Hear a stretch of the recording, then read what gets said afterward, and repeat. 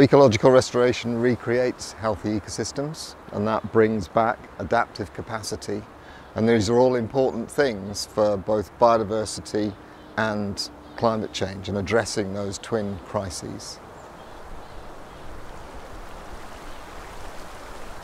So the key thing is that we're looking at large scale, and we're looking into the future, and we're looking and working collaboratively.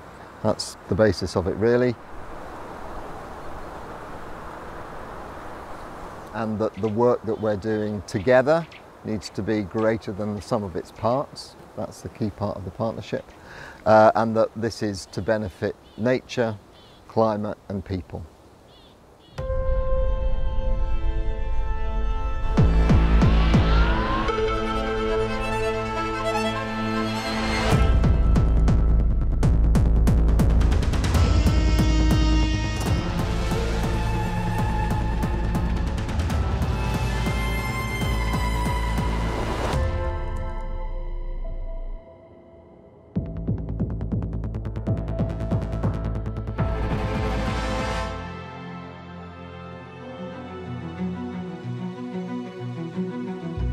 Hi, I'm Jeremy Roberts. I have a degree in environmental science, and I've worked in the conservation world advising farmers and other land managers for many years.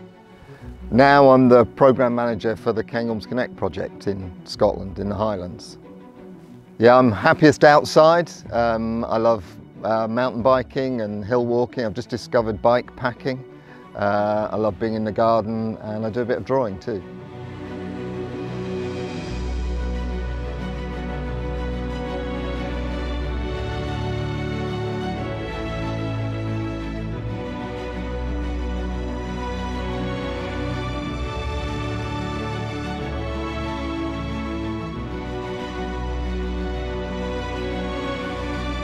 So Cairngorms Connect is a fascinating project at a landscape scale, providing ecological restoration and nature-based solutions. So things like flood alleviation, carbon sequestration, so real benefits to people too. So all of the partners share a 200-year restoration vision, and the primary aim is collaborative restoration of three main habitats really: forests, peatlands and rivers and floodplains. And the idea here is that by working together, by looking over the fence and working together, we achieve something that is greater than the sum of its parts. So the partnership formed in 2014, and it's a combination of 4 land managing partners. One is an environmental NGO, the Royal Society for the Protection of Birds. Another is a private landowner, Wildland Limited. And then the other 2 are government agencies, Forestry and Land Scotland and Nature Scot. So those are the land managing partners, but in addition, the Cairngorms National Park Authority is a 5th supporting partner. For some of the ecological restoration we want to achieve here, we know it's going to take 200 years. So we've looked at the ways and the pace at which the forest expands, the way it expands, and we know that to reach the natural altitudinal limit will take 200 years. And we know that for some of the peatland recovery, which is very damaged, it will also take a very long time. We're at a high altitude and a high latitude, so recovery processes are very slow. So in UK terms, this is huge. It's the biggest habitat restoration project in Britain. It covers 60,000 hectares or 600 square kilometres, and within the national park it's about 13%, so it's a huge share of the national park. And we're also 20% of the catchment of the River Spey, which is Scotland's 2nd largest river. So in those terms we can have a real impact on what happens within the catchment. Yes, it is a very long time for the community, but it's essential for the kind of scale and type of ecological restoration we want to do here, to bring the community on board and to feel like we are listening to what they want. We've also embarked on a 60-year vision, which will work, hopefully, to get them engaged. The key benefits for us are that we are doing some very ambitious long-term ecological restoration, and that a key part of that being successful is having the buy-in of people that live nearby. We can't achieve what we want to achieve here without the local community supporting us and encouraging us. And the key benefits for the community are a sense of belonging and ownership of this really beautiful, spectacular place that they live nearby. We all know that nature is really important for people to have access to. It's important for strong communities, and we hope that in 60 years the local communities here will feel a really strong sense of ownership and belonging here.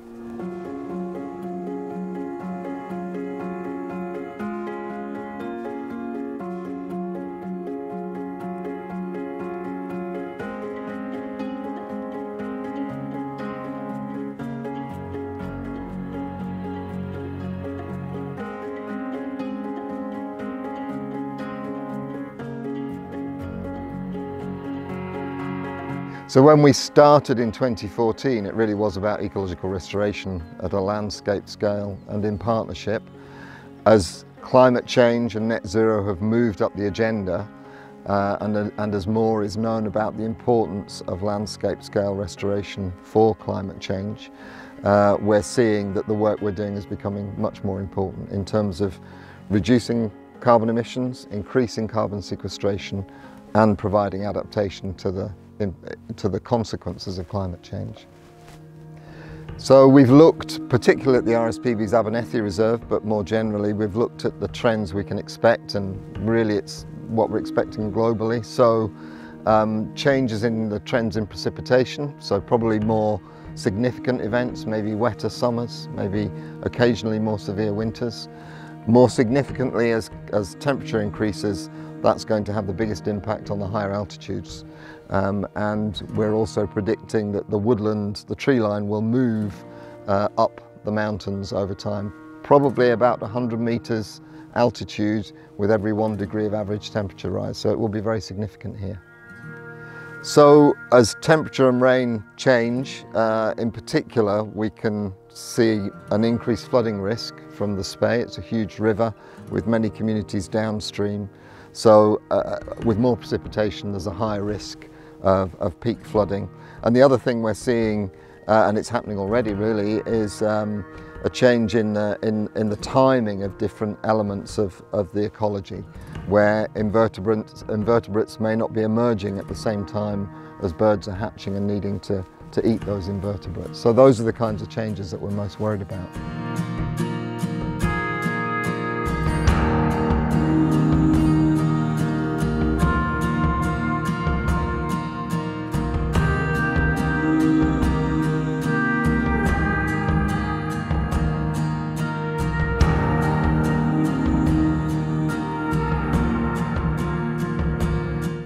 So the project is structured around 3 habitat restoration projects. One is woodlands, another is peatlands, so high altitude bogs and lower altitude bog woodlands, and river and floodplain restoration. So we're doing 2 things with the forest. We are improving and restructuring the existing forest areas for biodiversity, and we're looking to expand the forest to its natural limit. So we have about 130 square kilometres of existing forest here, and we know by looking at soils and aspect and so on that we can expand the forest by another 130 square kilometres, and then beyond that, in the higher montane areas, 50 square kilometres of montane woodland. So within the existing forest, much of which is plantation, we are restructuring those forests by creating gaps and creating deadwoods using ring barking and pulling over trees. So that's one of our measures. Another is that we're removing non-native invasive conifers like Sitka spruce and lodgepole pine, which pose a threat to the native woodlands. And then in terms of expansion of the forest, it's a combination of natural regeneration by deer control and some planting of underrepresented species that we know should be here.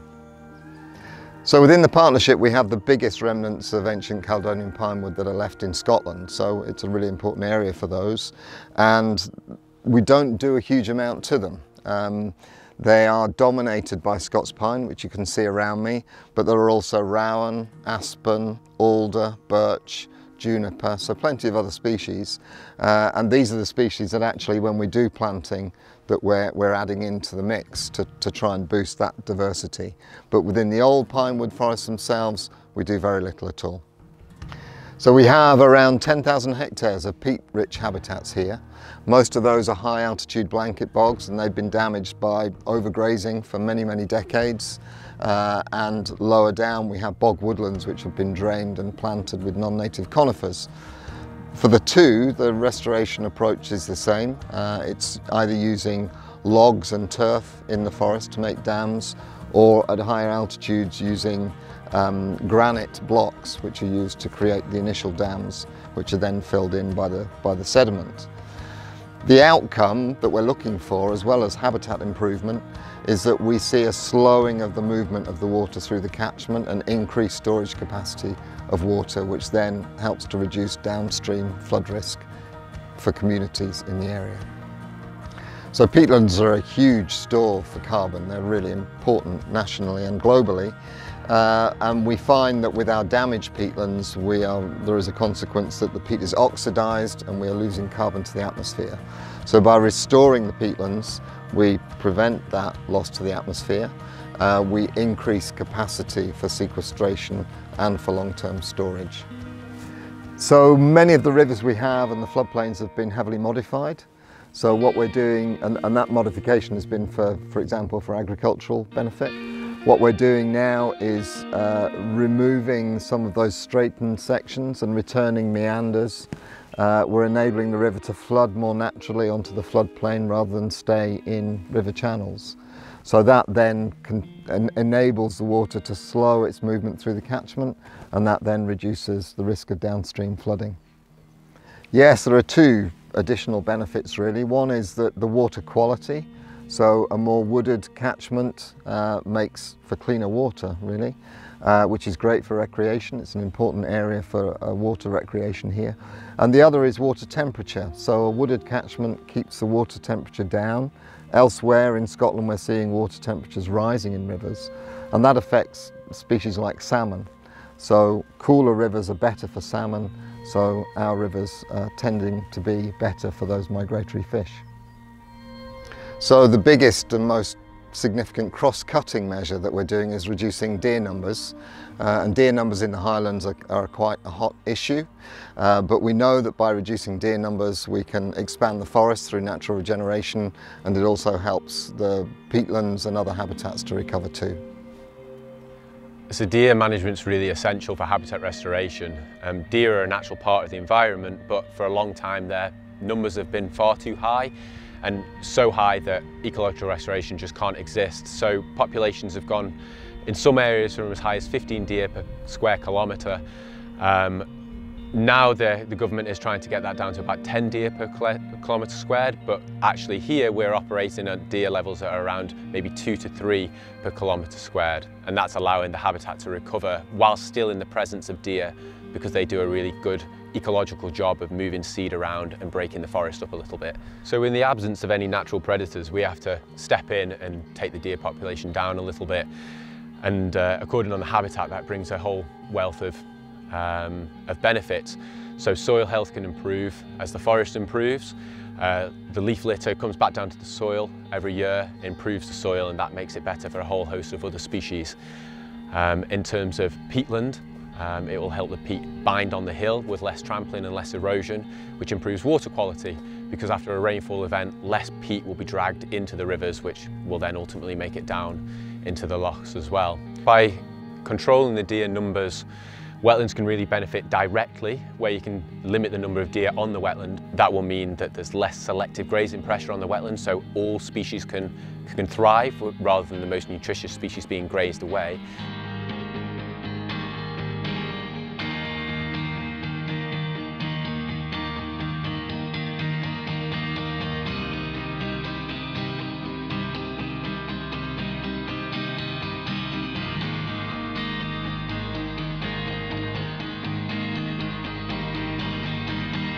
So the Cairngorms Connect team is kind of like the oil in the wheels. It facilitates the partners working together and to deliver more than they would individually.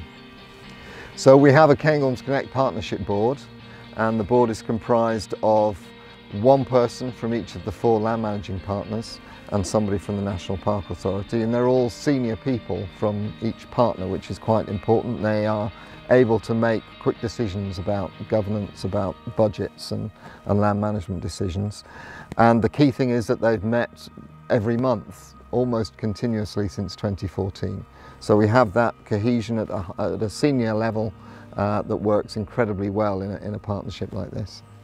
Below board level we have 4 operational groups, and each of those groups draws its membership from across the partnership.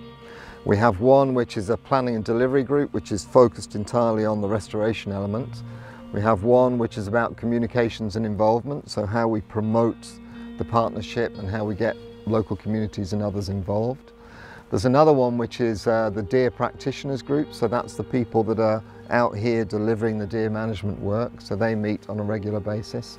And then the final one is a Cairngorms Connect Scientists Working Group, and they look at both the existing science projects and they evaluate incoming science propositions from various institutions that we might see.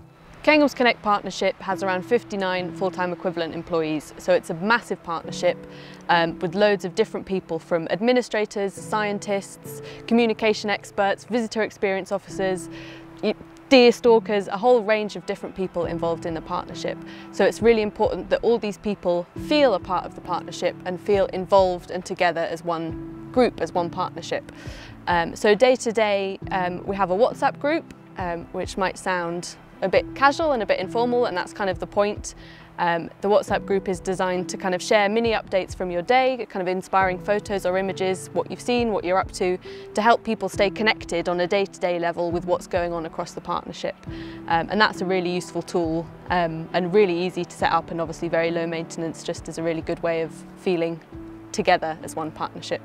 So alongside the WhatsApp group, we also have in-person gatherings and meetups and knowledge exchange events, ranging from quite technical site visits to get the partnership staff together to go and have a look at a specific site and have a chat about what's happened there.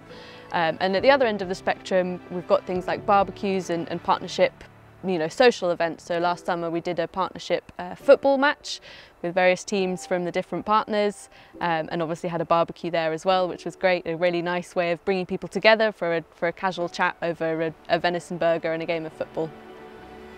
So involving community in our restoration work is really, really important for Cairngorms Connect. In order for this work to be sustainable and to survive long term, it needs to be people focused and people need to be at the heart of it.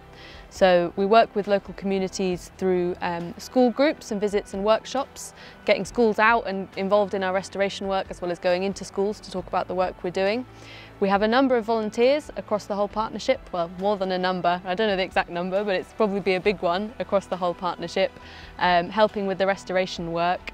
So for example, recently with a team of about 30 volunteers, we carried 1,000 downy willow saplings into the Cairngorms as part of our montane scrub restoration work. And this was a really beautiful community-focused day with people there with their sisters or their parents or their friends, all coming together to carry these 1,000 and just over 1,000 saplings deep into the Cairngorms. So that was a really special day of community involvement in our work. Beyond that, we obviously work a lot with local businesses and contractors, so I think around 80% of funding is spent within 50 miles of the partnership area, so we work a lot with local businesses and local contractors to actually deliver this habitat restoration work. And then obviously we have a lot of community events, so guided walks, writing workshops, art workshops. This week we've got a workshop on beetle identification and deadwood creation, so a whole range of different events and community focused events and workshops for people to get involved with.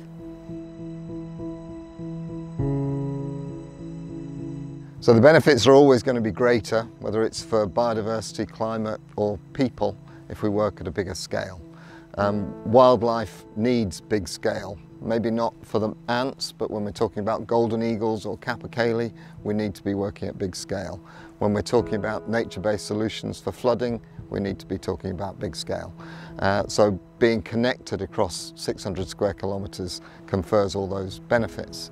In terms of the time frame, well, the restoration we're talking about, reaching the altitudinal limit for forest, restoring peatlands at high altitude and high latitude, that takes a long time. So we need to have a 200-year vision, and we need to move at the pace of nature.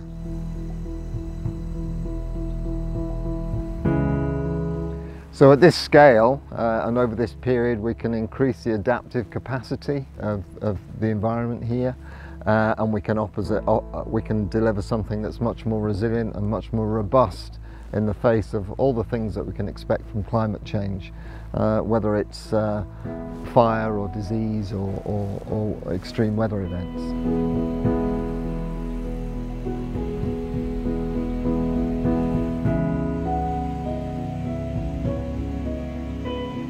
Build a vision, build an inspiring vision, get people involved as early as you can, and get people directly involved, and just go for it. You know, it can be life-changing for local people as well as for the individuals that are involved on a day-to-day basis.